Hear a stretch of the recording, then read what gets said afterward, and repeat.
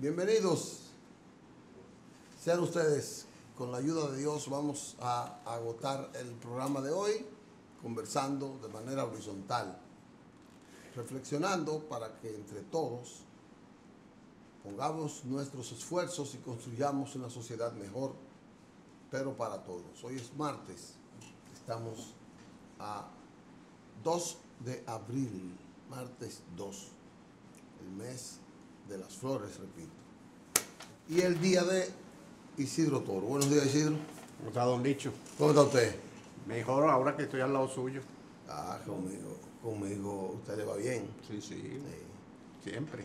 Por lo menos yo Son le 20 años por lo menos.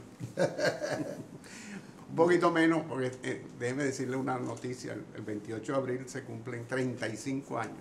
de Matrimonio mío de mi esposa y yo. El 28 de abril, el día de la invasión americana aquí. ¿Sí? Oye, pero porque- aquella me invadió a mí. 35 años. Nada más, se dice rápido. ¿Cuánto ha sufrido esa pobre muchacha? Así que ella está feliz. Yo Ella. estoy casado. No, usted no puede quejar de eso. No, yo no me estoy quejando. No. He dicho una verdad. Usted no Estoy puede quejar. casado. Felicidades. Estoy felicidades. felizmente casado. Este mes es un mes para ustedes. Ahí Liliani. debe estar viendo, ¿no? No, pero tú de 35 años hay que ser una historia. Yo lo decía a Juana que llegué ahí. Sí. A Juana, Usted está parejito. estoy Usted cerca. está parejito. Usted ahí está como los buenos potros Usted corriendo. casó en abril, El 28 de abril. yo también. Nosotros íbamos a pasar la luna de miel aquí en República Dominicana, pero en esos días habían aquellos acontecimientos en el gobierno de El Salvador, Jorge Blanco, Sí. que hubo manifestaciones en la calle y mucha violencia. No pudimos, teníamos los boletos y todo, Sí. no pudimos venir. Usted sabe que yo tenía programado casarme en esos días. Cuando se dio, fue el 24 de abril Sí, sí. que se dio. Entonces, yo, cuando se dio eso, tenía 15 días que me había casado. Imagínese usted. O Sí. sea, es más viejo en el matrimonio que yo entonces. No. Claro, fue el mismo año, el mismo mes. Sí, pero usted se casó un año antes. No, Usted va a cumplir ahora. pero fue el mismo año en que sucedieron los tumultos en la época de correcto. Jorge. Yo fui en ese mismo mes. Bueno, el mismo 35 Entonces yo le años. llevo algo a usted. Sí, una semanita por delante. Wow, pues no hablemos de eso. No hablemos de eso. Pero ¿qué le pasa? No huya. No, que yo me fui para Jarabacoa Ajá. a pasarme una semana, luna de miel. Y tuve que venir Por el tema de la... corriendo. Por el tema de la... Pero qué va, ha sido feliz, todo eso ha sido feliz. No, yo también. Yo tengo 35 años de Sobre todo. vida porque- plena. Sí, porque hemos conformado una buena familia. Mire todo, hay dos novelas que hay que darle, yo no sé lo que usted trajo, pero anoche se reunió el comité político del PLD. Todo el mundo, como marzo terminó, fue el presidente Danilo Medina y fue el presidente Fernández. El presidente Fernández va como presidente del partido a coordinar los trabajos. Y entonces el presidente Danilo va como un miembro distinguido del comité político. Entonces todo el mundo estaba ayer en ascuas de que iban a aprobar el proyecto de la reelección. Eso no es un tema del Comité Central. Primero del comité político. El comité político lo aprueba y lo manda al comité central. Pero Casi nunca lo ha hecho así, pero el Comité Político va con una agenda previa y se pero sabe hay quien puede poner un punto. Todas las asambleas, entre gallo y medianoche. todo eso se puede hacer. Todo. En cualquier parlamento, en cualquier Sí, asamblea. los puntos varios. Entonces ayer había, pero ya el presidente Fernández había amarrado de que eso no fuera. Y tampoco a Danilo le interesa ahora. Que el PLD tiene que definir una serie de cosas que anoche tomó la decisión de abrir el padrón, ahora van a comenzar a inscribir. El PLD tiene 25 años que no inscribe una gente. ¿En serio? Desde el 2002 por ahí yo creo que el PLD ¿No hay, no no hay inscripción de nuevos militantes? No, ni cambio de dirección. Esa dirección del PLD tiene 20 años. No la cambian. Muy estable el partido. Es muy estable, un partido bastante estable. Entonces, se acordó eso. Y lo del proyecto, ni de eso se habló siquiera. La Junta va ahora a darle una explicación al comité político de cómo van a ser las elecciones. La Junta tiene que explicar muchas cosas, tiene que explicar el asunto de ahora de este ingrediente del PRD, si varía o no varía, que me estuvo explicando un abogado que no varía. ¿Cómo que no varía? No, que la salida del PRD como primaria no varía el cronograma de la Junta. No, en absoluto. Ni varía el presupuesto. No. Porque parece que la tarifa no está hecha no en modalidad, sino en una cuota fija. Es una cuota fija y lo que aduce el PRD que ellos solamente llevaban a primaria la elección del candidato presidencial y el resto no iba a No, y primaria. así fue. Y decían que eso le salía muy oneroso. Así fue. Pero como quiera tendrán que pagar lo que tienen que pagar. Eso me estaba diciendo un abogado, inclusive trabaja en la Junta. Aunque no vaya a las primarias. Aunque no haga las primarias, porque como quiera tiene que hacer un evento supervisado por la Junta. Ah, bueno, claro, pero es distinta la tarifa. Entonces, y va a ser con el voto automatizado, el apoyo técnico de la Junta. En el PRD ayer salió algo que lo encabeza Guido y ese grupo de que la idea de Miguel es no hacer primaria ni escoger un candidato presidencial, sino endosarle el partido a Danilo. Eso mismo dice Tony Peña. Tony Peña dice que lo que Miguel ha ordenado es no hacer eventos para hacer una convención solo que apoye a Danilo, a la reelección de Danilo. Si Tony dice eso, entonces Danilo tiene voluntad de reelegirse. Bueno, los partidos pueden hacer alianzas, están dentro del 20% de la candidatura presidencial. Y no, ¿cómo así? No. Dentro del 20% de las alianzas puede estar la candidatura presidencial y puede hacer una alianza, bien sea con el PLD o con cualquier otro partido. ¿Y cómo sacarán los candidatos que van a llevar en la boleta? ¿Tiene que hacer una asamblea para eso? El sistema electoral establece dos elementos. Un partido se puede reservar un 20% la dirección para designación por parte de la dirección o ir a alianzas. Y el otro 80% tiene que establecer, hay 3 o 4 o 5 métodos de elección: encuestas, asambleas de dirigentes, convención del municipio, de la provincia, de donde sea la elección. Hay varias. La ley electoral no es cerrada en ese sentido, hay 4 o 5 modalidades. Pero hay un 20% que puede ir a alianza. El partido puede decidir aliarse con otros grupos y hacer convenios. Pero el PRD... en ese 20% puede estar la candidatura presidencial. Está bien. Pero, y entonces el PRD pudiera ir aliado a la candidatura presidencial y no a los cargos locales. En 20%. En el 20% de la boleta. Por ejemplo. Pero no puede hacerlo porque entonces, de hacer eso, tendría que definirlo antes.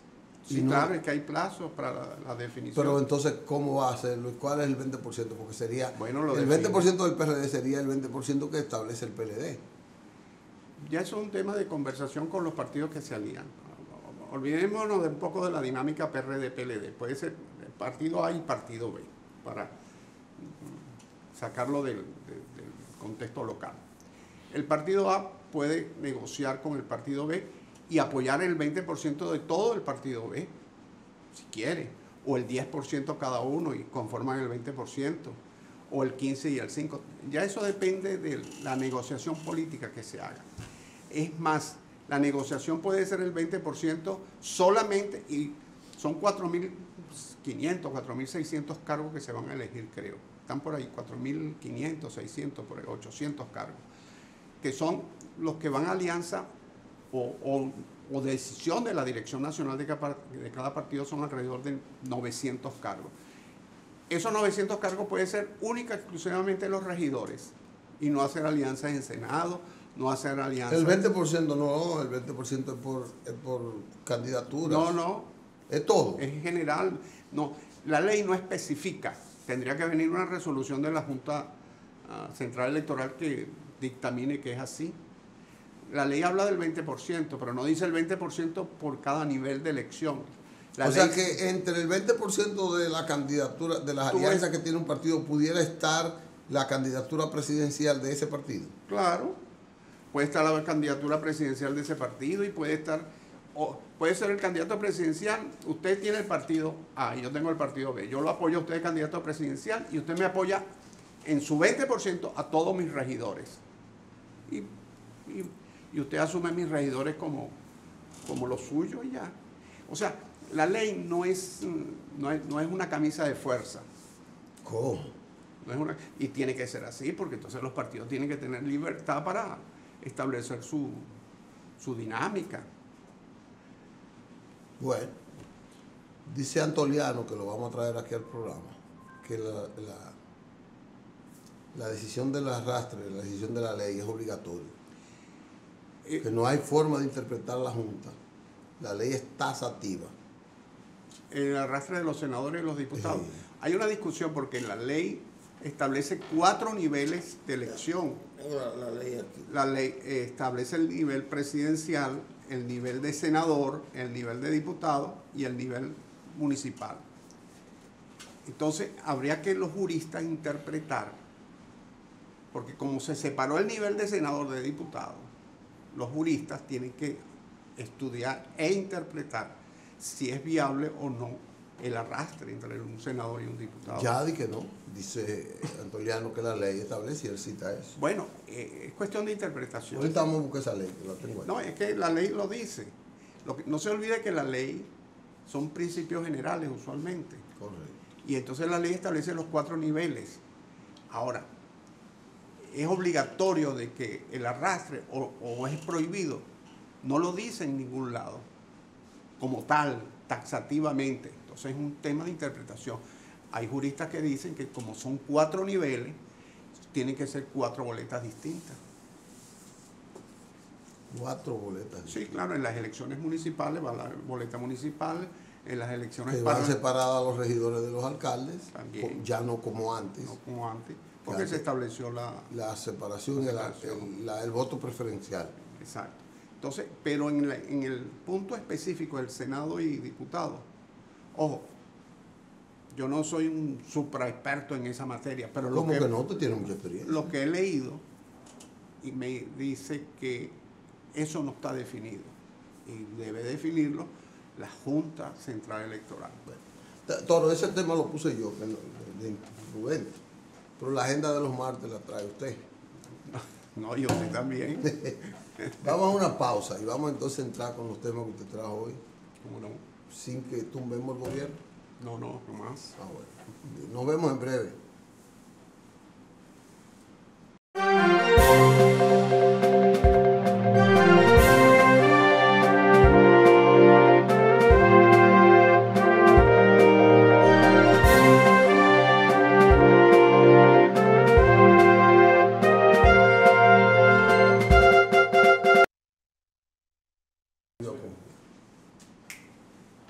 Bueno, regresamos con ustedes. Tú ves porque yo no puedo confiar en ti, porque tú eres así.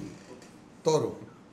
Mire, siempre hablamos de temas internacionales, pero hoy salió una noticia que realmente me llamó mucho la atención y me alarmó. Es una noticia local. Local. Sí, la presidenta de la Comisión Nacional de las Personas Envejecientes denuncia que ellos han sometido 10.000 casos a la justicia de acciones que han ido contra personas envejecientes, cosas que van desde abuso. 10.000 casos. 10.000 casos, no son pocos lo que denuncia la prensa o lo que se denuncia en la prensa. 10.000 casos que van desde maltratos o personas que tienen sus apartamentos rentados o su vivienda rentada y de eso vive, de esa renta, y la gente no le quiere pagar y abusa de ello. Y toda una gama, todo un menú de acciones que van contra estos envejecientes. Y en los tribunales, don Licho, usted sabe de los 10.000 casos, ¿cuántos han recibido sentencia? dígame un número así, capaz si usted se... 1000. 9. 9, menos de 10. Menos de 10. De 10.000. Sí, es lo que denuncia la señora Natalie María Hernández, que es la presidenta del Consejo Nacional de Personas Envejecientes. ¿Cómo va a ser? Y es lastimoso, da lástima ver cómo un tema tan crítico, tan sensible, tan humano como es el tema de las personas envejecientes, prácticamente está fuera de la agenda de los políticos, de los periodistas, de los comunicadores en general. Hay que trabajar el asunto de la convivencia de los envejecientes en la ciudad. La ciudad no es amigable. En absoluto.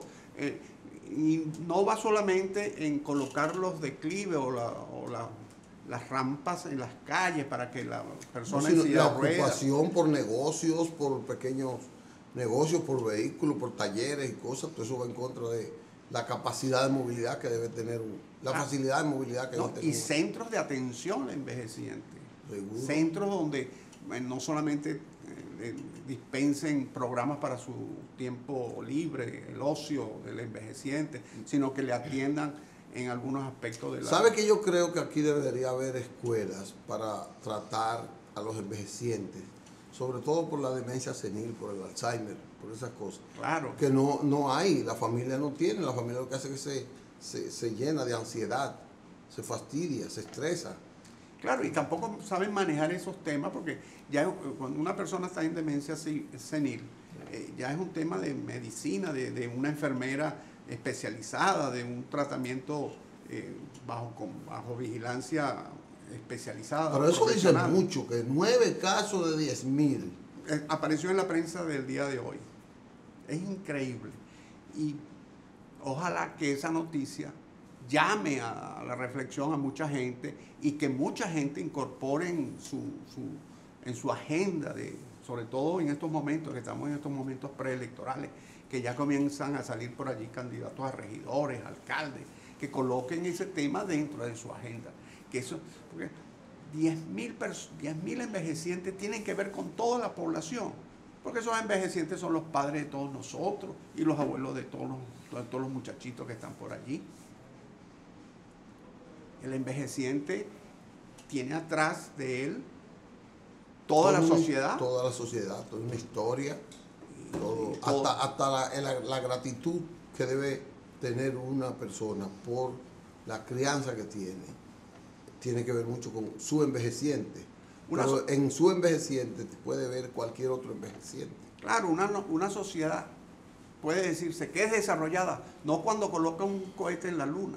No. Sino cuando atiende a su población y particularmente cuando atiende a sus envejecientes. Porque esos envejecientes fueron en un momento dado jóvenes. Por ejemplo, la seguridad social en Europa parte de un principio.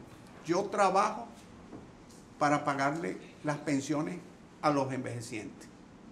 Esa es la idea de la seguridad social. Y cuando yo sea envejeciente, los jóvenes van a pagar mi seguridad social.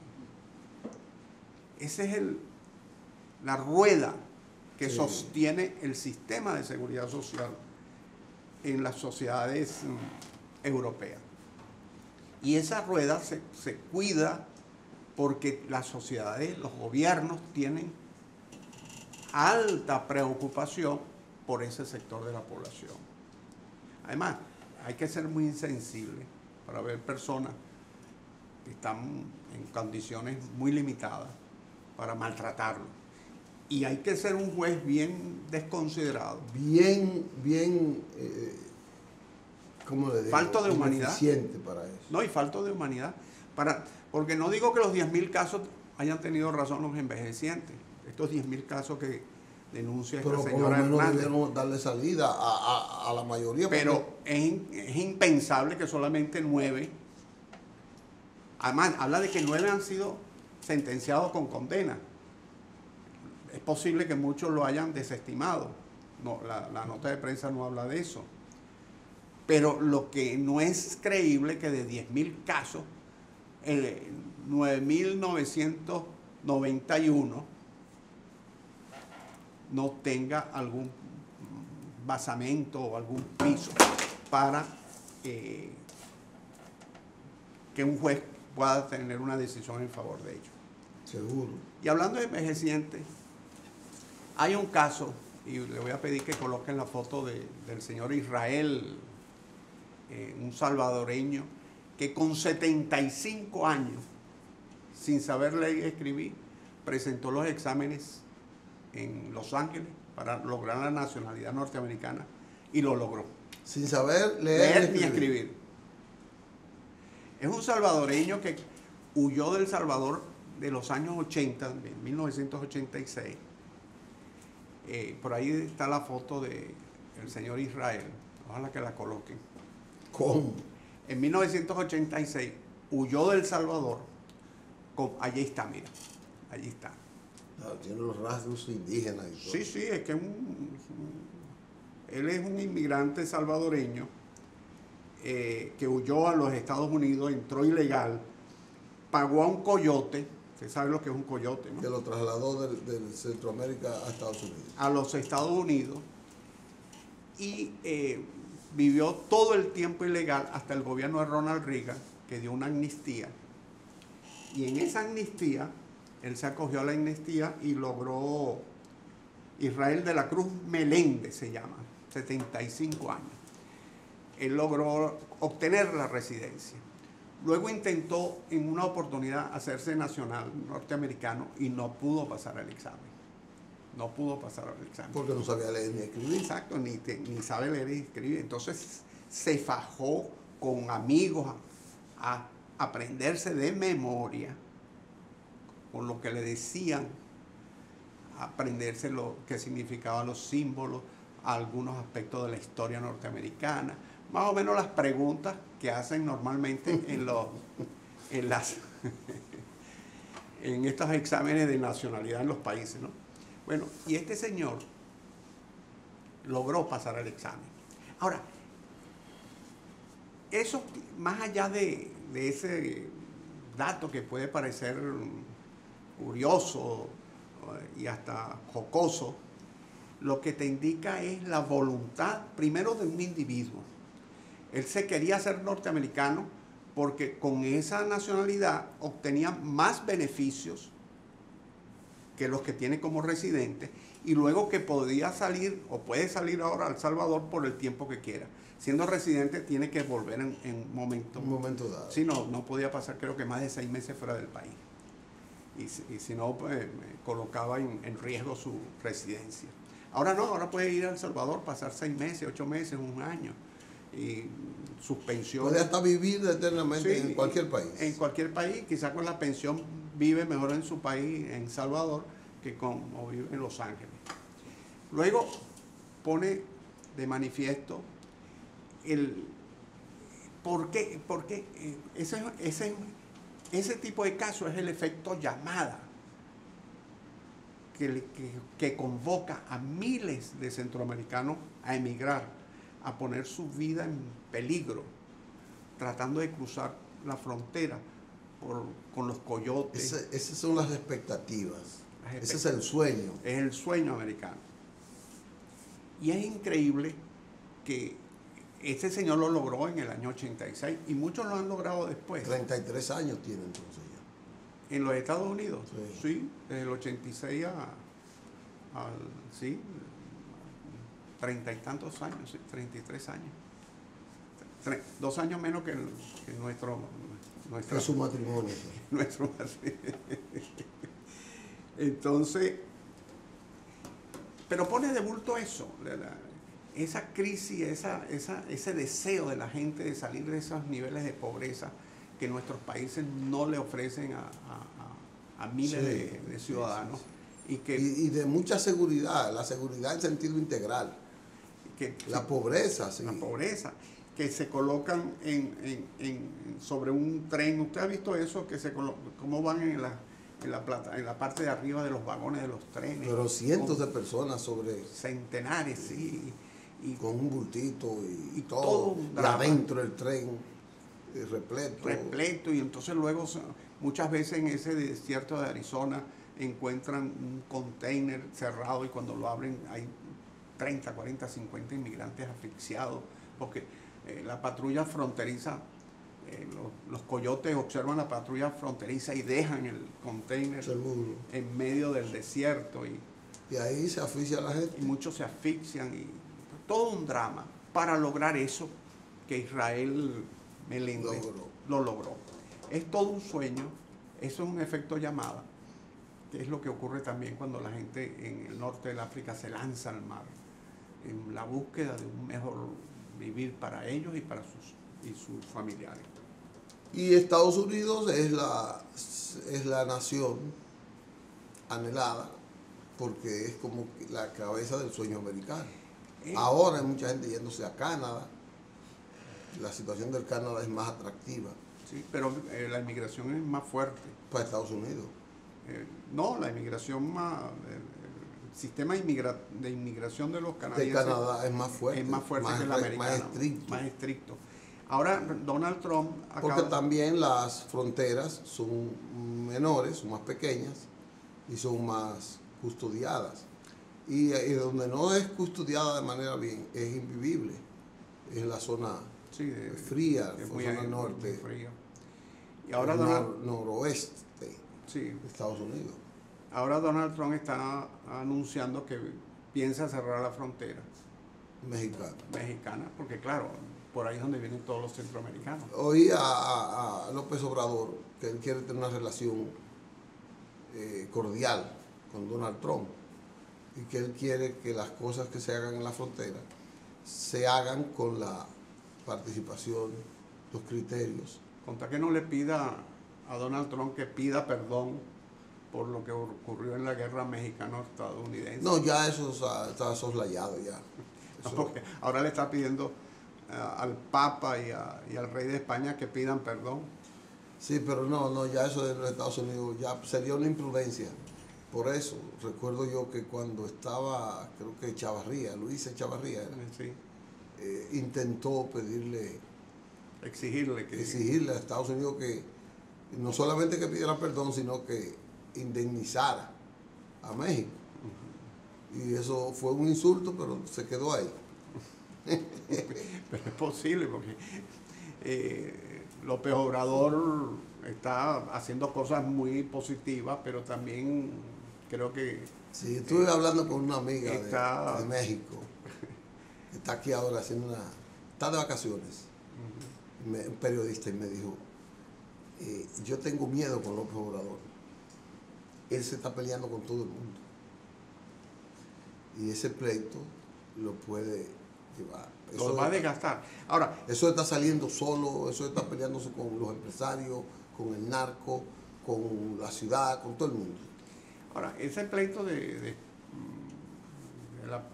exigirle que pedir perdón, exigir el perdón de los españoles y de la Iglesia Católica, son discursos nacionalistas, chauvinistas, prácticamente. Son estériles.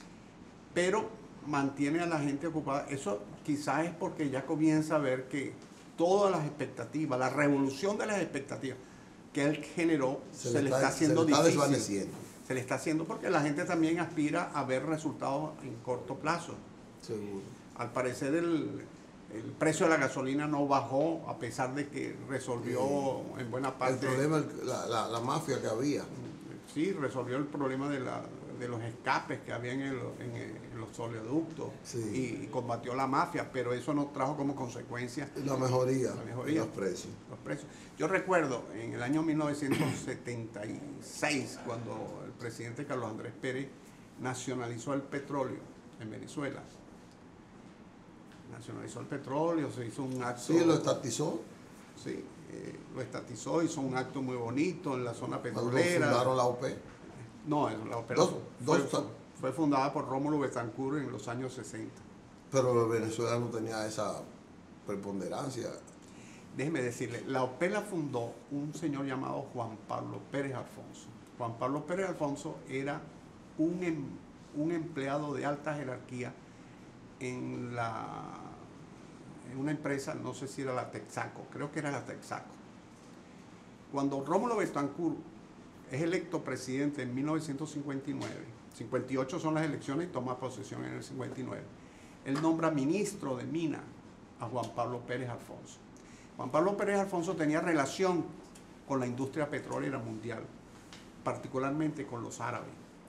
Y Rómulo Betancourt le da la encomienda de que visite a los países árabes para formar la OPEP. Y la OPEP se funda en Bagdad en el año 60, por iniciativa venezolana. Por iniciativa de Rómulo Betancourt. Y el que arma el muñeco, la organización, es Juan Pablo Pérez Alfonso. En Venezuela no le han dado el reconocimiento a Juan Pablo Pérez Alfonso que se merece. Juan Pablo Pérez Alfonso fue un hombre tan vertical en sus principios, en sus ideas, que cuando Rómulo Betancourt solicitó un préstamo internacional y comenzó o aumentó la deuda, él se oponía taxativamente, fuertemente, a que el país se endeudara. Se retiró del Ministerio de Minas. ¿Cómo? Había fundado, y Rómulo Betancourt nunca no le aceptó. No le aceptó la revolución. Entonces el viceministro, Arturo Hernández Grisanti, asumió el Ministerio de Hecho, y Juan Pablo Pérez Alfonso pasó a un segundo plano. Pero en Venezuela a Juan Pablo Pérez Alfonso no le han dado el reconocimiento. Ni los gobiernos de la democracia, ni los gobiernos actuales. Correcto. Bueno, volviendo al punto inicial. El tema de... Entonces van creando una revolución de las expectativas. La gente se va generando una serie de expectativas y esas expectativas no se van cumpliendo. Y eso va generando al mismo tiempo una frustración. Pérdida de fuerza, no, legitimidad. Y se va frustrando la gente. Sí. Se va frustrando. Y los gobiernos, los presidentes y el entorno que va midiendo la opinión pública se va dando cuenta. Sí. Entonces tienen que apelar a ese tipo de estrategia. Bueno, no están haciendo señas. ¿Y el dueño? Él no es el hombre. Vamos a una pausa y volvemos de inmediato. Ya le dije.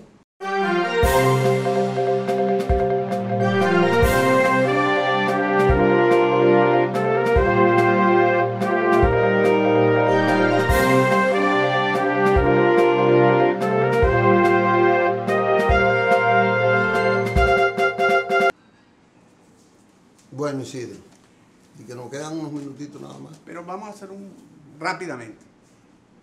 Roberto Gomenzoro fue un activista uruguayo que en 1973 fue secuestrado por la dictadura y desaparecido. De Juan María Bordaberry. Exactamente.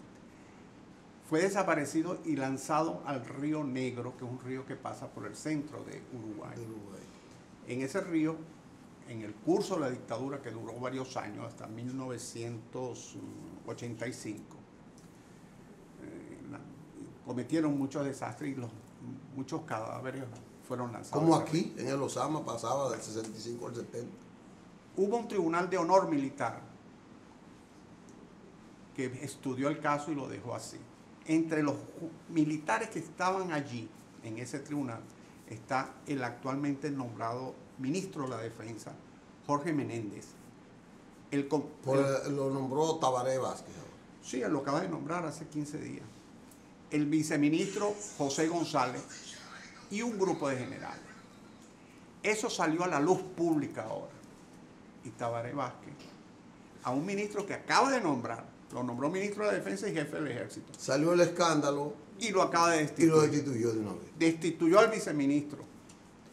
Y pasó a situación en los tribunales a los generales que habían intervenido en aquel tribunal que estudió. No son los causantes directos ni dieron la orden de ejecutar a este dirigente político ni a otros tantos, sino que estudiaron. Fue una comisión que estudió el caso y se hicieron los locos. Se quedaron calladitos. Lo dejaron en el limbo. Lo dejaron en el limbo. Y luego de tantos años, salió el caso a la luz pública y Tabaré Vázquez... ¿Salió por el nombramiento de este señor o claro, salió porque le una denuncia de prensa, los periodistas, el nombramiento del ministro? Alguien lo recordó, lo denunció, se generó una investigación y el presidente Tabaré Vázquez lo destituyó al ministro, al viceministro y a estos generales los colocó en situación de investigación. Aquí no pasa eso porque aquí no hay militares que hayan hecho eso. Correcto. Entonces, para que usted vea que los derechos humanos pueden pasar años, pero eso queda allí. Eso nunca no se olvida. Y si la persona fallece, le queda el estigma, porque eso sale y el estigma le queda para la familia. Saludos para Ana Mercedes, para Belkis y para Rafael, así como para un grupo de personas que nos están viendo. Mire, el domingo el presidente Hipólito Mejía hizo un acto en Villamella. Dentro de esos cientos de actos, yo quise poner este acto aquí porque me gustó mucho la forma en que él se dirigió y el entusiasmo de la gente ahí. Y yo quiero finalizar el programa con este breve discurso del presidente Hipólito Mejía en el acto de Villamella con las juntas de vecinos que él había declarado, porque las juntas de vecinos se reconocen aquí el 31 de marzo, el Día Nacional de las Juntas de Vecinos, por un decreto de Hipólito Mejía.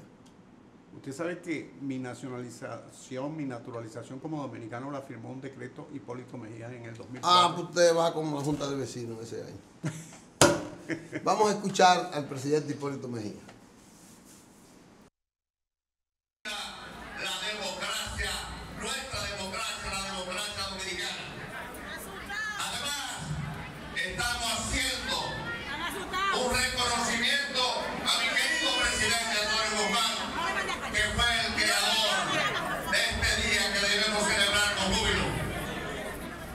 ¿Por qué no decirlo así también? Fue el doctor José Francisco Villagómez que le dio alimento, sustento, siendo síndico del Distrito Nacional, ahora también provincia de Santo Domingo, a este proceso democrático en la participación de la gente, la participación de los jóvenes, la participación de las mujeres, que son la materia prima de lo que se va a nutrir el PRM y debe nutrirse el PRM, la democracia y el gobierno que esperamos presidir. Por eso la mujer y la juventud juegan un papel y jugarán un papel estelar en la política nuestra para el futuro.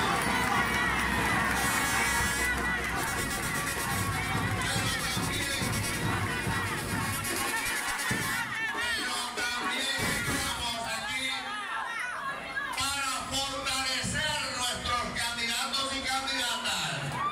Aquí está la materia prima más importante de lo que será un gobierno que se respete y que haga un papel estelar por este extraordinario municipio de Villamella. Nosotros creemos en el desarrollo de la mujer, creemos en el desarrollo de los jóvenes y también de los viejos que tienen derecho a jugar un papel estelar en la democracia. Por eso vinimos también para que nuestros candidatos y candidatas sepan que vamos a la calle del medio a promover sus aspiraciones para derrotar de una vez y por siempre al partido de la liquidación dominicana.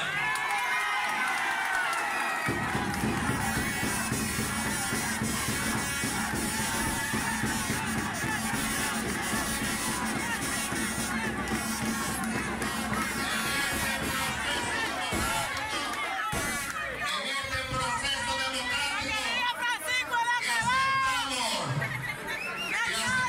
elecciones cerradas, el papel extraordinario es inscripción. Aquí no hay que allantar a nadie. El que tenga mayoría ganó y el que no tiene mayoría no va a perder.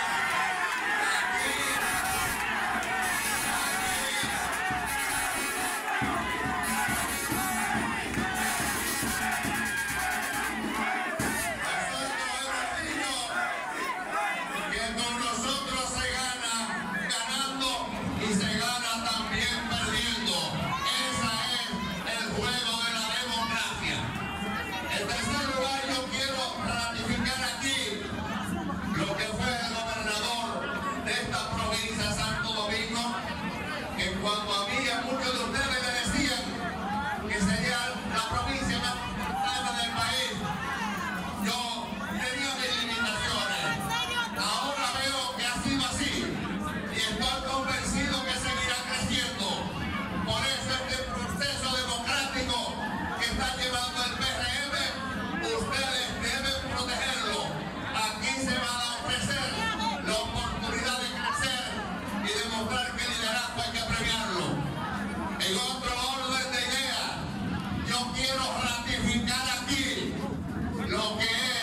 los pobres ayuntamientos del país. Van a tener y se van a acoger a las entradas y a la ley que creamos de un 10% para que los ayuntamientos jueguen el papel que debe ser para toda la ciudadanía, que trabajen en los hospitales, en las escuelas, en el medio ambiente, en el saneamiento ambiental y lógicamente las cosas que requieren nuestras comunidades. Ese ha sido el éxito de los Estados Unidos y Europa, que han dado oportunidad a que los alcaldes crezcan, que los diputados jueguen su papel para que la democracia se consolide. Este gobierno ha violentado esa ley sagrada, porque lo que le interesa es manejar desde el Palacio Nacional los fondos que le corresponden a los distritos municipales, a los municipios y fundamentalmente a los alcaldes. Ratifico aquí mi compromiso con otros compromisos como lo dijo brillantemente el doctor Burgos Gómez. Le estoy entregando a la dirección de este municipio un pliego de ofertas que no la voy a decir aquí porque le permitiré al liderazgo que discuta con ustedes lo que estamos ofreciendo para las próximas elecciones y de ahí en adelante del 2020 al 2024, las cosas concretas que debe hacerse en este municipio, pero siempre con la participación de la base de esta sociedad. Por lo cual, esto me ha sorprendido. Este es un comienzo extraordinario, lo que demuestra claramente que vamos directo al Palacio Nacional a sacarlo.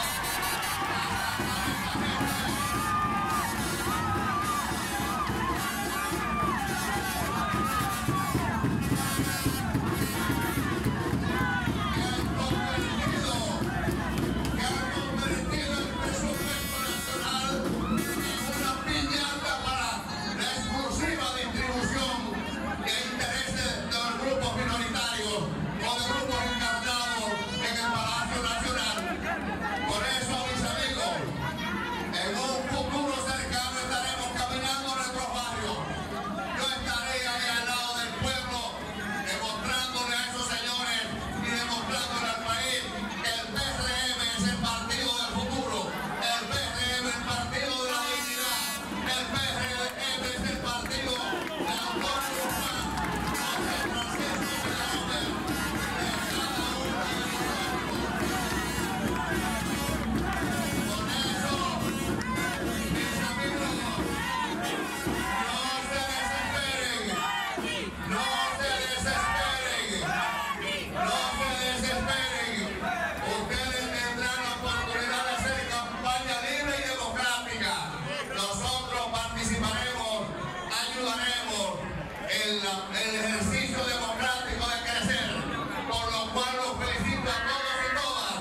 Les deseo el mejor de los éxitos y celebremos este día como la base, el sustento de lo que tendrá que ser la democracia dominicana.